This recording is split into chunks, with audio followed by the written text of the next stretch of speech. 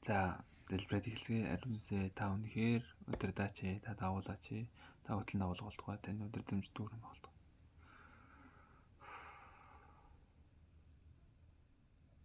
Би нэг алдааг давтмааргүй байна. Тэр алдаа нь юу гэх юм бол би хүүхэд байхдаа Христийг таньж мэдэх боломж надад маш олон байсан.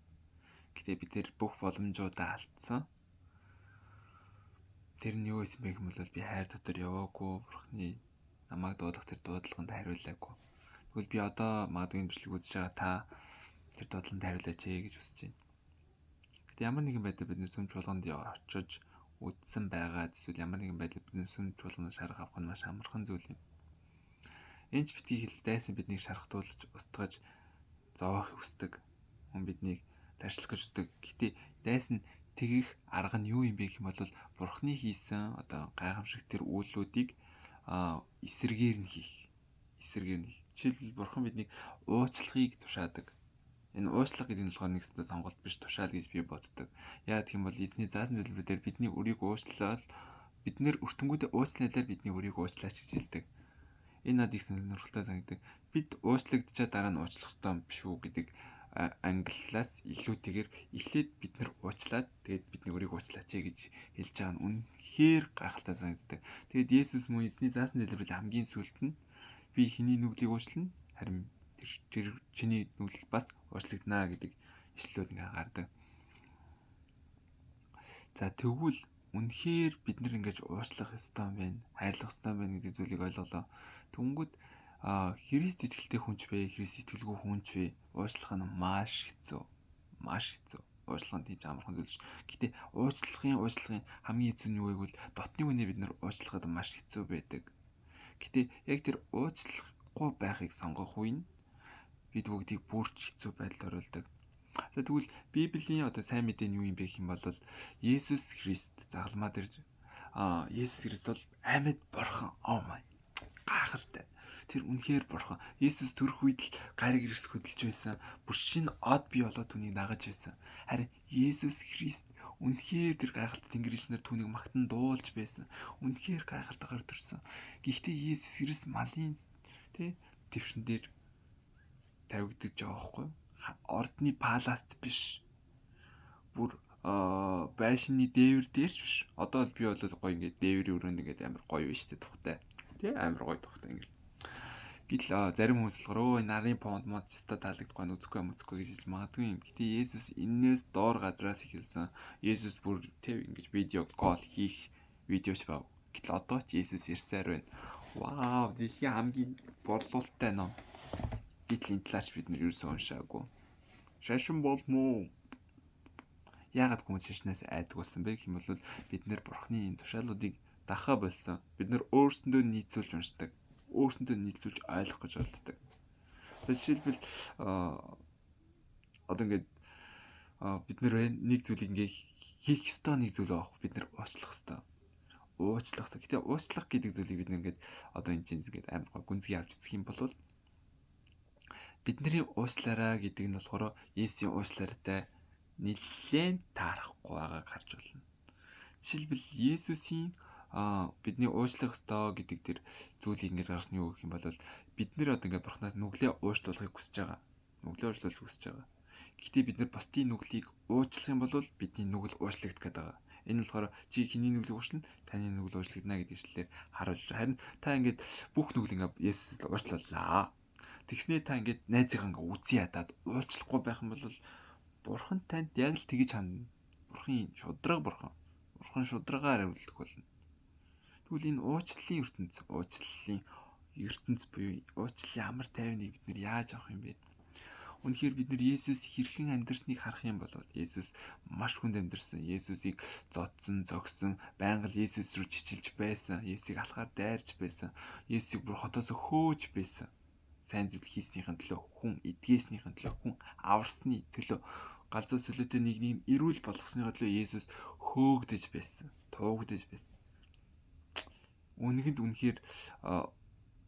нүх байхад хүний хүүд толгоо орогдох газар гэж байхгүй гэж.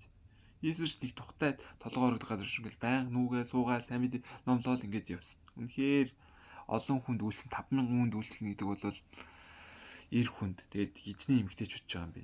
Үнэхээр ямар их золиос махан биеийн хүч чадал тэнхээ сэтгэл гарах уу. Үнэхээр агуу.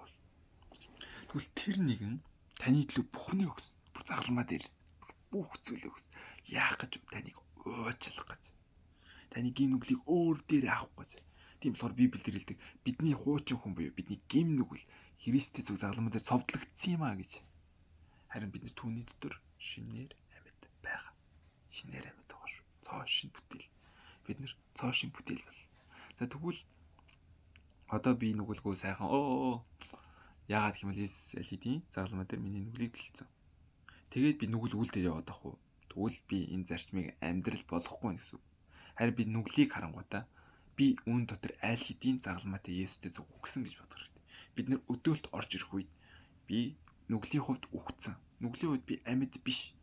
Амьд биш хүнийг яаж уруу татах юм? Боломжгүй. Амьд биш хүнийг яаж нүгэл үлдүүлэх юм? Боломжгүй. Үхсний дараа хүн яаж нүгэл үлдэх юм? Боломжгүй. Тэгвэл харин Христтэй цуг амьд байгаа гэж. Христ үл яаж амьдрсан? Яг тэр амьдралаа. Тэрийг дагаж дуурайал, тэрийг харуулж амьдрснаар. Тэр нь уучлах шүү дээ. Уучлах. Иесус ингэ загламаа дээр ингэ цовдлоод ингэж байгаа үед Иесус энэ цовдлж байгаа тэр хүмүүсээ уучлж байгаа дүр төрх үнэхээр гайхал санагддаг. Гүр тэр дүр төрхийг харсан хүн энэ хүн бол Месиа, бурхан биш үү? Та нар түүнийг цовдлж байгаа тэр та нарын төлөө зуучлан гуйж байж тээ. Харахгүй байна уу гэж хэлээд тэр хүн Иесуст итгэсэн. Итгээд бүр намайг авраач, миний сүнсийг авраач, намайг авраач гэд Иесус чи өнөөдөр надтай зүг аврагнаа, чамд аврал ирлээ гэж хэлсэн байдаг.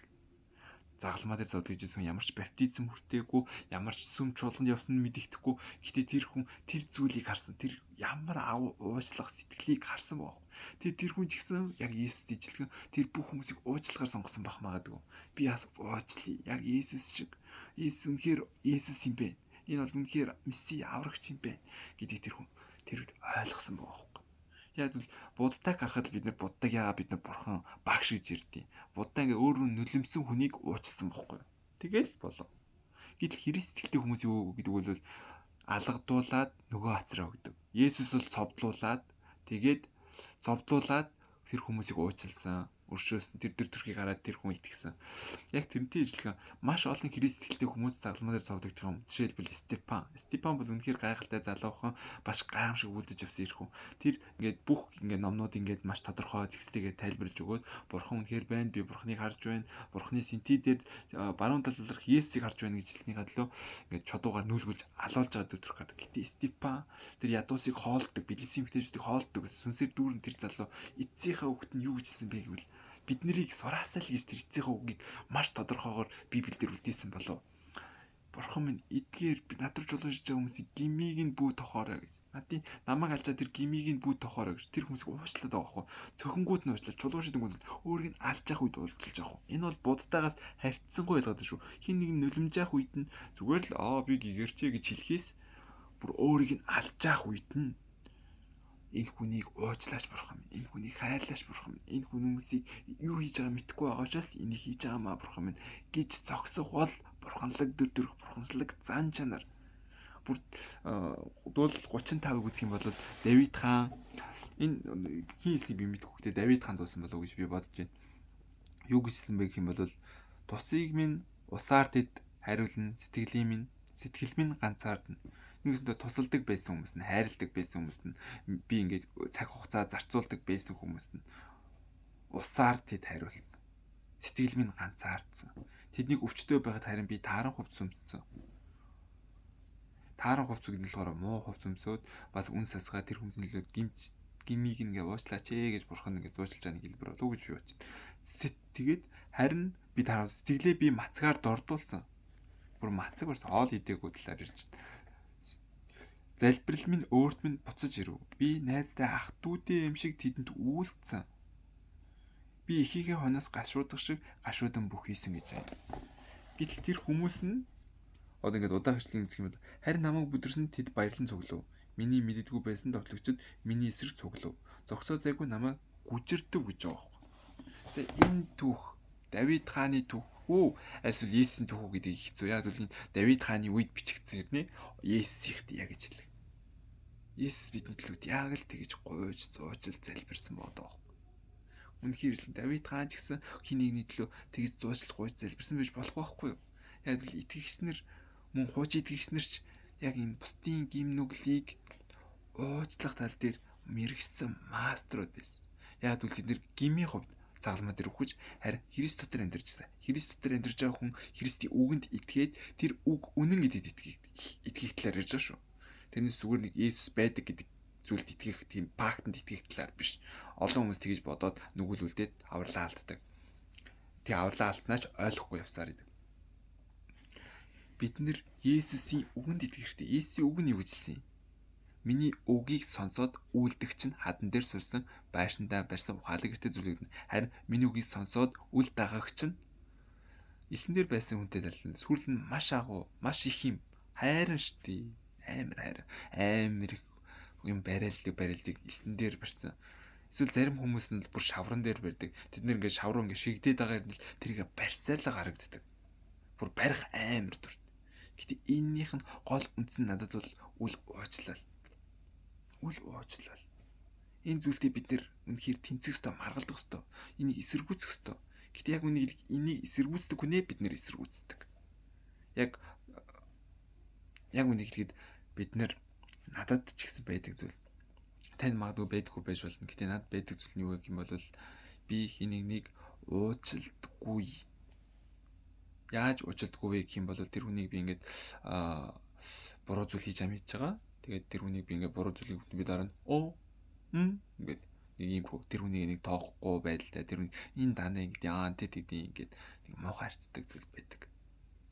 Тэр хүнтэй нэг тийм итгэлгүй болчдөг тэр хүний талаар. Тэр хүнийг харангуй нэг гутардаг болчдөг. Тэр хүнийг харахаар нөгөө муухай үгнүүд нь бодогдоод идэг. Энэ үл уучлал. Зүр уучлаарай гэдээ хаях биш. Би уучлсан гэдээ орхих биш. Харин яг энэ номон дээр бичсэн шиг яг Есүсийн юу хийсэн шиг энэ хүмүүсийг уучлаач гэмиг бүр тохооч. Харин ч бүр өөрийгөө мацгаар дуулж сэтгэлээ бүртээ мацгаар дурдуулаад тэр хүмүүсийн төлөө ихийнхээ төлөө юм шиг гоох хэрэгтэй байхгүй амжилттай болгож өгөөрэй. Сайн болгож өгөөрэй. Бүтээж өгөөрэй. Дүүргэж өгөөрэй. Есүсээ. Яг тэр хайрыг мэдэрх үлгэнээр гайхалтай биш үү? Та ингээл таны ингээд амар их ингээд тэр үзийн ядалтыг торомхны дотор хайр болгож удаж байгаа байхгүй. Тэгээд яг би нэг бодтой түүх ингээд харахад би яг энэ зүйлүүд ингээд амар олон зүйлүүд ингээд харахад үл уучлал үнэхээр хамгийн аимшигтай зүйлсүүд энийг. Тиймдээс Библиэл дээр маш олон зүйлд Есүс ингээд сургаал зүйл тайлбарлахдаа энэ уучлах талаар бол Есүс шууд өөрөө тайлбарлаж өгдөг энэ сургаал зүйл. Тэгээд зогсохгүй Есүс өөрөө хүртэл жишээг нь үзүүлж загалмаа дээр биднэрт харуулсан биш үү дээ. Бас Стефаныг харлаа та. Стефан бүр ингээд өөргөн чулуугаар нүүлгэж алж явах үед тий энэ хүмүүсийг уучлаач гэж хэлсэн. Тэр шиг одоо та бас би үл уучлаа хайцгаая.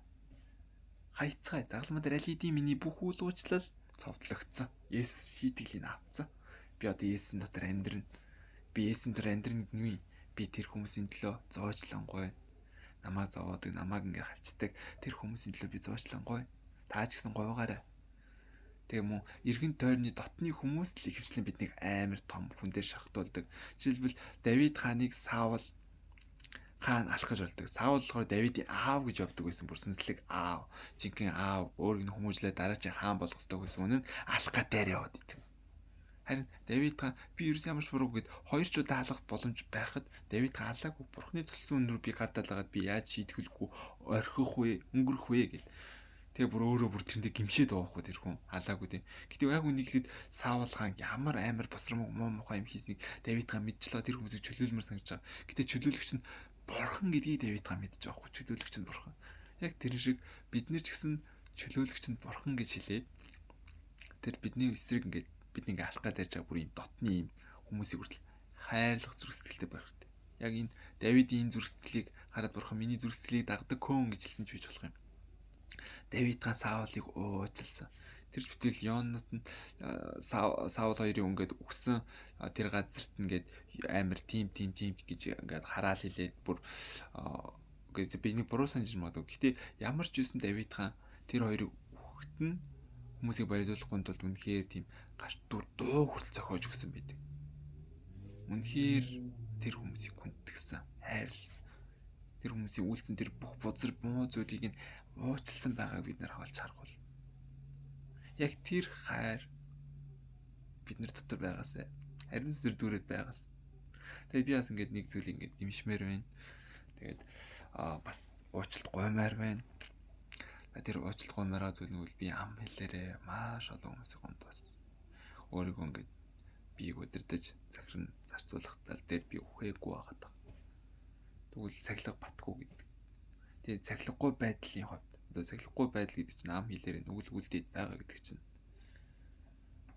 энэ зүйл ингээд би хадгалаа яваад ич болохгүй.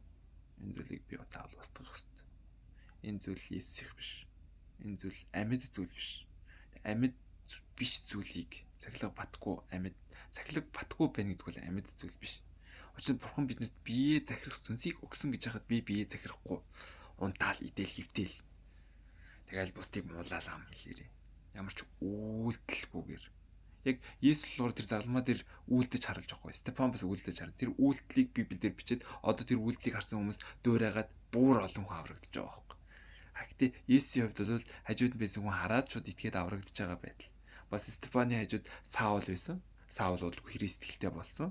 Магадгүй Стефаны тэр үйлдэл маш их дараа нь хожимж гисэн Саулыг тэр өндөр түвшинт сайн мэдээний иш үзүүлэгч илгээлт эзэн болсон шалтгаан нь байж болох байхгүй юу? Стефан байсан байж болох байхгүй юу? Тэр хүний үр жимс байж магадгүй болох байхгүй юу? Тэр үйлдэл нь яг түүнтэй ижилхэн таныг алах гэж байгаа тэр Саул ингээд чулуушиж явах чинь ингээд гэрчлэл болгоны хувцсыг нь манжаа тэр Саулыг та уучлахад тэр Саул өөрчлөгдөөд таны ах トゥ хамаатсаа найз нөхөд болох боломжтой. Бурхан чадна. Тийм болохоор ядаж бид нэр бүр овөр татны дайснаа бид нэр одоо хайрлах талаар одоо бүр ярихад ч бүр гол байна да. Дотны хүмүүс өөртөө уучлахад юм хэцүү байхад дайснаа хайрлна гэдэг чинь бүр хэцүү болно. Гэхдээ энэ бүх хэцүү зүйлийг хийхгүй байх юм бол бид нэр ухмал нэгэн бол. Харин бид нэр энэ бүх нүглийг хувьд загалмаа дээр өгсөн гэдгийг санах хэрэгтэй, тунхаглах хэрэгтэй. Гэрчилж амьдрах хэрэгтэй. Тэгээд бид нэр Есүс дотор амьд байж чадна. Есүс дотор. За тэгвэл Есүс дотор амьд байна гэдэг чинь Есүсийн үгнүүдийг бид нэгээд тунгаан бодоод амьдрал дээр хэрэгжүүлээд тэгээд ариун сүнсээр хөтлөгдөөд дүүрээд тэгээд бид нар дотор өгсөн тэр бэлгүүд өөрснөө аянд орсож гарч ирвэл таны дотор хайр байхад таныг хэнийг мөрөхөд таны дотроос хайр гарч ирнэ. Харин таны дотор бохир зүйл нуугдаад хэнийг таныг мөрөхөд тэр дотор байгаа зүйл ориглол гарч ирнэ. Уур хилэн үзэн ядал. Яагаад нам мөрөж байгаа юм бэ? Яагаад нам гэж. Тийм болохоор бид нэр энэ дотроо хайраар дүүргэцгээе. Тэр хайр бол Есүс Христ таны төлөө загалмаа дээр цогцлогдож чадсан тэр бурхан. Есүс өөр бурхан байхгүй. Есүс илүү хайрын үлгэр дүүрэл хайрын түүх гэж байхгүй. Дайснаа хайрлаад тэр хүний төлөө бүхнээ өгөөд бүр бүхний өгсөн Есүс. Яг энэ шиг агуу хайр энэ дэлхий дээр байхгүй. Тийм болохоор та гоё рилс үзээд, гоё драма үзээд тэрнээс гоё мэдрэмж авч болох юм. Шал худлаа мэдрэмж авч болох юм. Гэхдээ бид нэгдлээ хамгийн агуу хайр Есүс Христийн хайрыг харах юм бол яг бодиттоор харах юм бол та үнэхээр тэр жинхэнэ бурхан байсан гэдгийг олж харах болно. Үнэхээр тэр жинхэнэ бурхан байсан гэж. Үнэхээр тэр ямар ч үед хайрлахгүй байхыг сонгоогүй. Тэр хайрлахыг сонгосон гэдгийг та харах бол. Тэгэхээр бид нэг Библи уншаад бурханыг хайрласаа гэж хүсэж байна. Учир нь та бол бурханаар дуудагдсан, бурханд хайрлагдахаар сонгогдсон юм шүү. Үйл уучлалын үед бид нэр аль хэдийн загалмаа дээр өгсөн. Харин бурхан дотор бид нэр амьд байгаа. Бид нэр харж дайснаа хайрлах бол Есүсийн нэрээр. Амен. Бурхан таныг God bless you.